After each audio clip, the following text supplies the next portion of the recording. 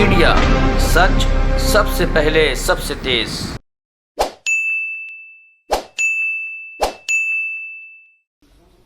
सभी पत्रकार बंधुओं को भारतीय जनता पार्टी और हमारी तरफ से नमस्कार।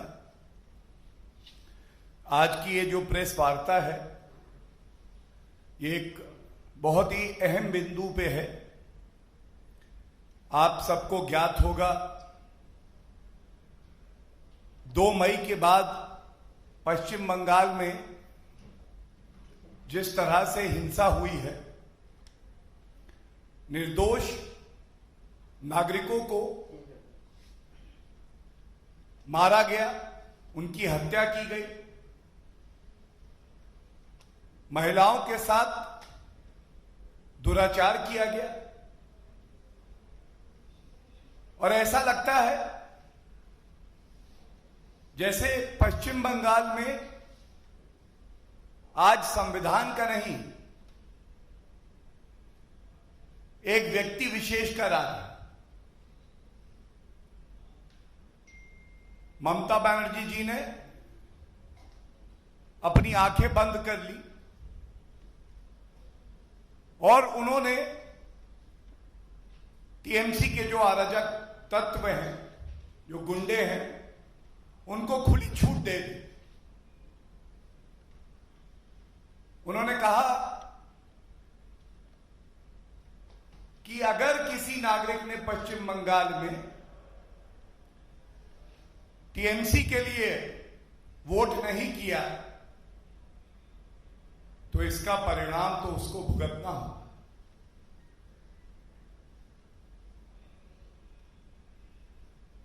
कोई भी देश, प्रदेश संविधान और कानून से चलता है और भारतीय जनता पार्टी के कार्यकर्ताओं ने जिस कर्मठता से, निष्ठा से, ईमानदारी से पश्चिम बंगाल में कार्य किया, वो नहीं जानते थे कि संविधान की शपथ लेने वाली एक मुख्यमंत्री कानून को तार-तार करके अपने पार्टी के अराजक तत्वों से कहेंगी कि जाओ बदला लो। कुछ अहम बातें आपके समक्ष रखना बहुत ही आवश्यक है। जैसे ही 2 मई के बाद परिणाम आए, पश्चिम बंगाल में जगह जगह, कोने कोने में, चप्पे चप्पे पर हिंसा होने लगी। और कानून तो यह है कि अगर कोई गंभीर अपराध हो, संज्ञेय अपराध हो, कॉग्निजेबल ऑफेंस हो, तो तुरंत पुलिस का यह दायित्व है, जिम्मेदारी है कि वो एफआईआर रजिस्टर करे। एफआईआर रजिस्टर करना तो दूर, ममता बनर्जी के राज में वर्दी को ऐसा कर दिया गया कि वो एक व्यक्ति विशेष की सेवा करने लगे। और इसी क्रम में माननीय सर्वोच्च न्यायालय ने कई याचिकाओं में संज्ञान लिया और कलकत्ता हाईकोर्ट ने भी इसका संज्ञान लेते हुए मानव अधिकार आयोग को निर्देशित किया कि ये जो सूचना आ रही है, ये मन को दहलाने वाली है, व्यथित करने वाली है। कृपया करके एक विस्तृत रिपोर्ट, जो सही तथ्य हैं, वो हमारे समक्ष रखिए। और ये नेशनल ह्यूमन राइट कमीशन की रिपोर्ट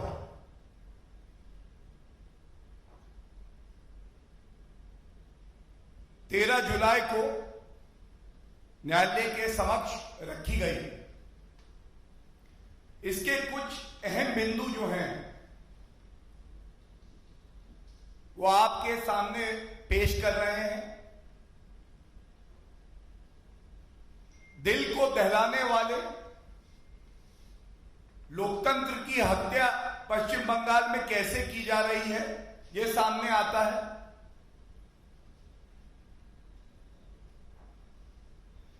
(1979) कंप्लेंट्स रिसीव हुई मानवाधिकार आयोग को। 15,000 हमारे भाई बहन ऐसे हैं पश्चिम बंगाल में जो प्रताड़ित किए गए। 15,000। और बड़े भारी मन से, बहुत दुख से आपके समक्ष ये बात रख रहा हूं। सोचिए क्या गुंडा राज है, कानून व्यवस्था ध्वस्त हो रखी है कि करीब करीब 8,000 ऐसे लोग जिन्होंने हिंसा करी, दुराचार की, जिन्होंने हत्या की, उनके खिलाफ कोई कार्रवाई ही नहीं हुई।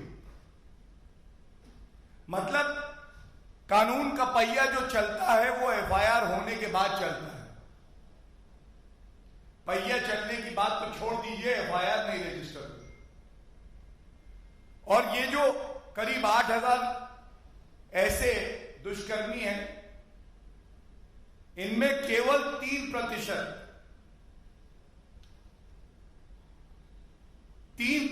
ऐसे लोग हैं जिनके ऊपर कुछ शुरुआती पूछताछ करके मामले को रफा दफा कर दिया गया। 97% तो इनमें ऐसे हैं जो अभी भी खुला घूम रहे हैं। इस रिपोर्ट में एक बात और कही गई कि आज पश्चिम बंगाल में डर और भय का माहौल है। वहां का नागरिक डरा हुआ है। और ऐसा इसलिए है क्योंकि जो लोग कानून तोड़ रहे हैं वो टीएमसी से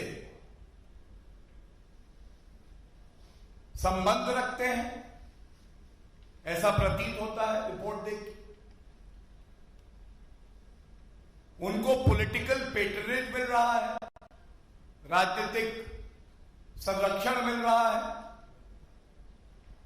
पुलिस जो है अपनी जिम्मेदारी का निर्वहन करने में पूरी तरह से असमर्थ रही, फेल हुई। और रिपोर्ट के कुछ अंश जो हमें पता चले, मीडिया में आए, तो यह भी कहना गलत नहीं होगा कि this was state sponsored violence. जिस सरकार को जनता का सुरक्षा कवच बनना था, अपराधियों को जेल में डालना था, वो सरकार अपराधियों के साथ जाके खड़ी हो जाती। ममता बनर्जी जी को इस बात की चिंता नहीं कि आम नागरिक प्रताड़ित हो रहा है। और दुख की बात यह है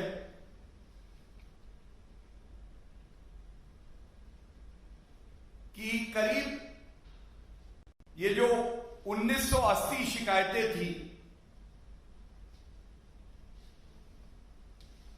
इन पे भी जो डीजीपी हैं पश्चिम बंगाल के, उन्होंने त्वरित कार्रवाई कानून संगत तरीके से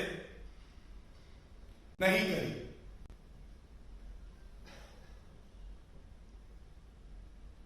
पश्चिम बंगाल की धरती कवि गुरु श्रद्धेय रविन्द्रनाथ टैगोर जी की धरती। उनकी पंक्तियां हैं, जहां मन निर्भय है और सिर ऊंचा है। और आज ऐसा लगता है पश्चिम बंगाल की हालत यह है जहां मन में भय है और हमारा शीश, हमारा सर शर्म से झुका हुआ। ममता बनर्जी जी आपको इस रिपोर्ट का संज्ञान लेना चाहिए।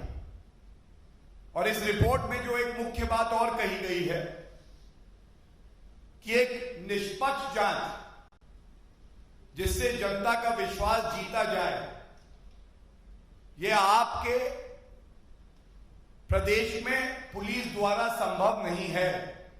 इसलिए सिफारिश की गई है रिपोर्ट में कि सीबीआई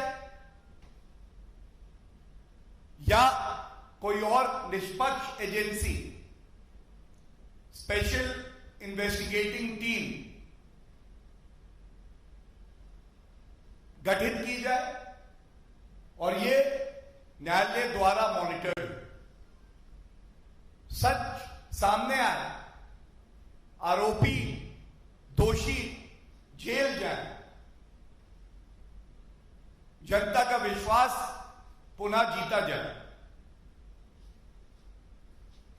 और हम ये जो रिपोर्ट है जिसके अंश मैं आपके समक्ष रख रहा हूं, इसका स्वागत करते हैं, क्योंकि इसके जो और मुख्य बिंदु हैं, यही बात भारतीय जनता पार्टी के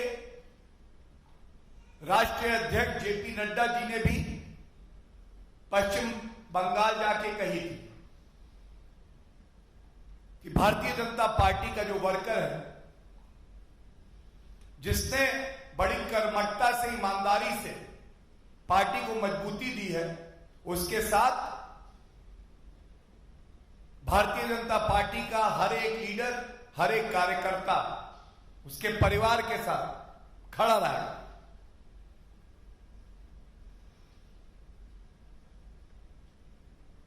इस रिपोर्ट में कहा गया है कि वहां के हालात दिन पर दिन और बिगड़ रहे हैं।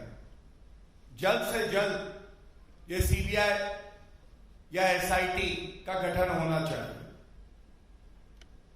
और बिल्कुल उचित होगा, न्यायसंगत होगा कि जब मामले की विवेचना हो जाए उसके बाद जो ट्रायल हो वो भी फास्ट ट्रैक पे हो। ये सिफारिश इस रिपोर्ट में भी है और इसका समर्थन हम लोग भी करते हैं। ये रिपोर्ट ये भी कहती है कि प्रोसिक्यूट करने के लिए पब्लिक प्रोसिक्यूटर्स की एक स्पेशल टीम बनाई जाए जो कि पश्चिम बंगाल की सरकार के दबाव में कार्य ना करे और एक स्वाभाविक चिंता का भाव भी है। जिन बहनों के साथ दुष्कर्म किया उनको जान से मारने की धमकी आती है, उनके परिवार वालों को डराया धमकाया जाता है, तो क्यों नहीं ऐसे जो गवाह हैं, जो महिला हैं, और अगर हत्या जैसा संगीन अपराध हुआ है तो जो विटनेसेस हैं उनको सुरक्षा भी दी जाए और यह भी सुनिश्चित किया जाए कि बिना डर के ये सभी विटनेसेस अपनी बात न्यायालय के समक्ष रख सकें। जो पीड़ित बहनें हैं, परिवार हैं, उनको हर संभव मदद मिले, आर्थिक भी, और उनके साथ भारतीय जनता पार्टी पुरजोर तरीके से खड़ी है। हत्या, दुराचार, लूट, आगजनी किस तरह से जिन नागरिकों ने टीएमसी के लिए वोट नहीं किया उनको चुन चुन के प्रताड़ित किया गया। तो ये रिपोर्ट में भी कहा गया है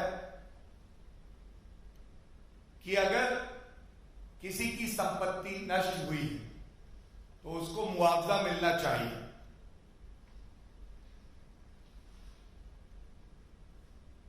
ममता बनर्जी जी की एक विशेष आदत है संवैधानिक संस्थाओं में उनका विश्वास नहीं होता है। 2 मई के बाद आप लोग इस बात पे जरूर ध्यान दीजिएगा, सर्वोच्च न्यायालय ने फटकार लगाई है, याचिकाएं लंबित है। कलकत्ता हाईकोर्ट ने फटकार लगाई है। नेशनल ह्यूमन राइट कमीशन ने अपनी रिपोर्ट में यह माना है कि पुलिस की आंखें बंद थी और वो अपने आकाओं से आदेश ले रही थी, संविधान का पालन नहीं कर रही। 2 जुलाई को कलकत्ता हाईकोर्ट ने यह माना कि बंगाल में विधानसभा चुनाव के बाद हिंसा हुई, ममता सरकार को गलत ठहराया गया और यह भी कहा गया कि जब लोग मारे जा रहे थे और नाबालिगों के साथ दुराचार हो रहा था तो सरकार इसे नकार रही थी। जो सरकार ये मानने के लिए तैयार नहीं है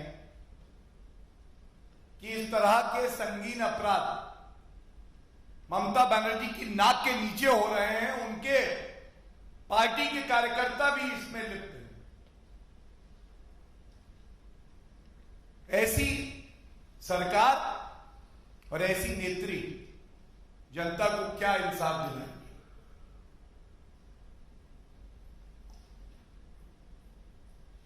बहुत भारी मन से सिर्फ इतना ही कहेंगे कि हो सकता है ममता बनर्जी जी की अपनी राजनीतिक महत्वाकांक्षाएं हों, वो हमारे पार्टी के जो वरिष्ठ लीडर हैं उनसे नफरत करती हूं, हमारे कार्यकर्ता उनको नहीं भाते हो, जय श्री राम का नारा भी लगे तो आपको नफरत है।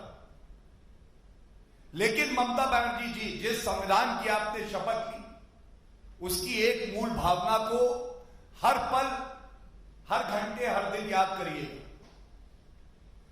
जब आप मुख्यमंत्री हैं तो आपकी जिम्मेदारी हर उस व्यक्ति के प्रति है जो हमारे देश का नागरिक है और पश्चिम बंगाल में रहता है। उसने किसके लिए वोट किया, उसकी विचारधारा क्या है, इससे कोई फर्क नहीं पड़ता है। और जिस तरह से आज पश्चिम बंगाल में अराजकता का राज है, कानून व्यवस्था ध्वस्त है, नागरिकों को प्रताड़ित किया जा रहा है, गुंडों का राज है, यह मन को विचलित कर देता है। और भारतीय जनता पार्टी का यह कर्तव्य है, पश्चिम बंगाल की जनता ने हमें वहां विपक्ष की एक अहम भूमिका दी है। हर क्षण, हर पल, हर सांस में समर्पित रहेंगे, पश्चिम बंगाल की जनता की सेवा करते रहेंगे और ममता बनर्जी जी आपको आईना बार बार दिखाएंगे। अगर आईने में अपनी सरकार की सूरत ठीक ना लगे तो यह समझ लीजिएगा कि सुधार लाने की आवश्यकता है। और वो दिन भी आएगा, न्यायालय अपना काम कर रहे हैं। भारतीय जनता पार्टी ने हमेशा संवैधानिक संस्थाओं का, कानूनी संस्थाओं का सम्मान किया है, लेकिन एक के बाद एक के बाद एक के बाद जब supreme court, high court, national human right commission, national commission for women सब कहने लगे कि बंगाल में मानव अधिकारों का हनन हो रहा है, तो ये बहुत बड़ी चिंता की बात है। धन्यवाद।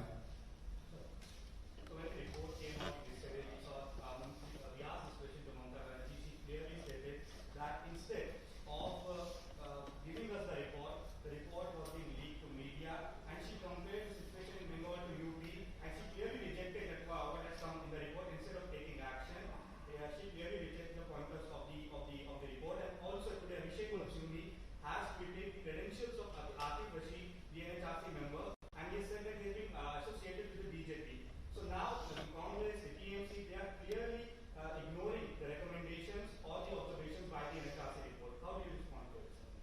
First of all, there are two aspects to your question. The first one being, I have been instructed to say that National Human Rights Commission, Media and Communication Cell, has issued a press release. And one line of this press release is very important to answer your question on the first aspect.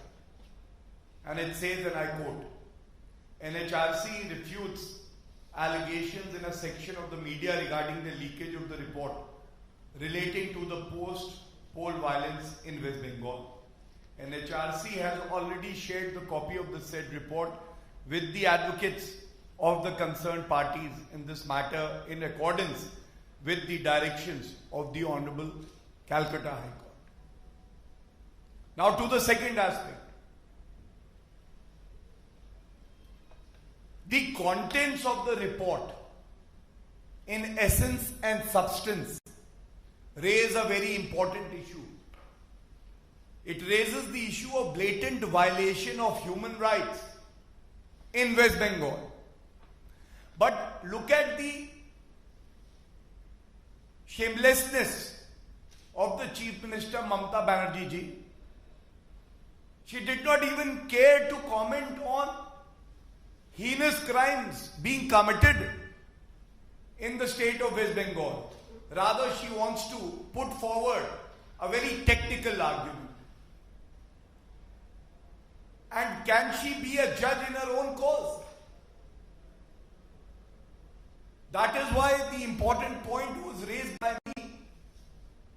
Why is it that you do not have trust and faith in the constitutional institutions of our country? And Mamata Banerjee ji, आप क्या report को reject करेंगी? पश्चिम बंगाल की जनता ने आपके इस अराजकता के शासन को रिजेक्ट कर दिया है. You have failed miserably as the Chief Minister of the state, and with a very heavy heart. Today we reiterate all these charges, and our endeavor is only one. We ensure justice to each one of our sisters, to the family members who've lost their loved brother, son, husband, father. They should get justice, and not only get justice, they should get justice at the earliest, and that is why constituting fast-track courts is the only option which will be effective. We wholeheartedly support the recommendations made, and every citizen of West Bengal is sure that rule of law only and only will prevail, not Gunda Raj, Jungle Raj and Mamta Raj. Thank you. Any other questions? Sir एक सवाल है sir, कल Republic media network से सीधी बातचीत और खास बातचीत की मेहुल चौकसी, उसने कहा कि मैं तो सपोर्ट करना चाहता हूं. इस टॉपिक पे कोई और है तो प्लीज. सर प्रियंका गांधी साहब से बात की तो हम भी पूछ सकते सवाल. लेकिन मैंने कहा कि एजेंसी जो है वो कॉपरेट नहीं कर रही, जबकि भारत की सरकार जो है उसको लेकर यहाँ पर आने वाली. क्या कहना चाहिए सर? दो लाइन एक ही लाइन में कह देता हूं, दो की आवश्यकता नहीं है. कोई भगोड़ा, कोई भी व्यक्ति जिसने आम आदमी की मेहनत की कमाई को लूटा है वो छूटेगा नहीं. ये श्री नरेंद्र मोदी जी की सरकार है. ये सब वापस भी आएंगे, जेल की सलाखों के पीछे भी जाएंगे, और इनसे वो रुपया भी लिया जाएगा वापस जो जनता का. सर प्रियंका गांधी जो है वो 3 दिन के यूपी दौरे पर है, और उनका साफ तौर पर ये कहना है कि पीएम नरेंद्र मोदी के सर्टिफिकेट देने से कोरोना में जो स्थिति हुई थी वो यूपी की क्लीन चिट ने उन्हें नहीं मिल जाता. कैसे? आपके संपर्क जरूर होंगे बड़े बड़े. केवल उनसे इतना पूछिएगा, कांग्रेस की अध्यक्षा भी एक सांसद है. कल हमारे देश के यशस्वी प्रधानमंत्री श्री नरेंद्र मोदी जी देश की जनता की सेवा में लगे हैं और सांसद के रूप में 27 बार अपनी कॉन्स्टिट्यूएंसी गए हैं। जब से भारत कोविड को परास्त करने की लड़ाई लड़ रहा है, सोनिया गांधी जी अपनी कॉन्स्टिट्यूएंसी कितनी बार गई, और करीब 18-19 महीने पहले जब अमेठी की जनता ने राहुल गांधी को नकार दिया था, तो उसके परिणाम आने के 1 महीने बाद अमेठी जाके वो बोले थे, हमारा रिश्ता टूटेगा नहीं, मैं आता रहूंगा। प्रियंका वाड्रा गांधी जी से एक सवाल ये जरूर पूछेगा, जो सम्मान, जिस तरह का यश और प्यार उत्तर प्रदेश की जनता ने आपके परिवार को दिया, राहुल गांधी जी कितनी बार अमेठी गए? केवल ये 2 सवाल हैं। और बाकी भारतीय जनता पार्टी की केंद्र की सरकार श्री नरेंद्र मोदी जी के नेतृत्व में और योगी आदित्यनाथ जी मुख्यमंत्री के तौर पे जो उत्तर प्रदेश में कर रहे हैं कोविड को परास्त करने के लिए, वो ऐतिहासिक है। और जब तक कोविड को परास्त नहीं कर देंगे, पूरे विश्वास से कह सकते हैं, जनता ये जानती है कि भारतीय जनता पार्टी के लीडर हों, प्रधानमंत्री जी हों, मुख्यमंत्री हों, भाजपा शासित राज्यों में कोई आराम नहीं करेगा। हमारे लिए भारतीयों की जान बचाना ही सबसे बड़ा उद्देश्य है और यही लक्ष्य है हमारा कि कोविड को परास्त करें। कोविड के चलते आज सुप्रीम कोर्ट ने बोला कांवड़ यात्रा करने की सर अलग-अलग समाजवादी पार्टी ने आगामी जो समाजवादी पार्टी समाजवादी का नाम पाकिस्तान के खिलाफ प्रो पाकिस्तान स्लोगन्स वर रेज्ड। खुद ही लाते हैं पाकिस्तान का नाम और अभी चुनाव हारेंगे, फिर कहेंगे कि पाकिस्तान का नाम क्यों आ गया। और मैं कहता हूं कि भारत की धरती पे रहते हो, सब कुछ दिया तुम्हें भारत माँ ने, और आपके समर्थक आपकी सोच का आईना बन के सबके समक्ष रख रहे हैं। ये बौखलाहट है। वो जानते हैं कि 2022 में पुनः भारतीय जनता पार्टी की सरकार पहले से ज्यादा सीटों से बनेगी, और इसीलिए अभी आगे आगे देखिएगा किसका किसका समर्थन भी उन्हें लेना पड़ेगा। धन्यवाद।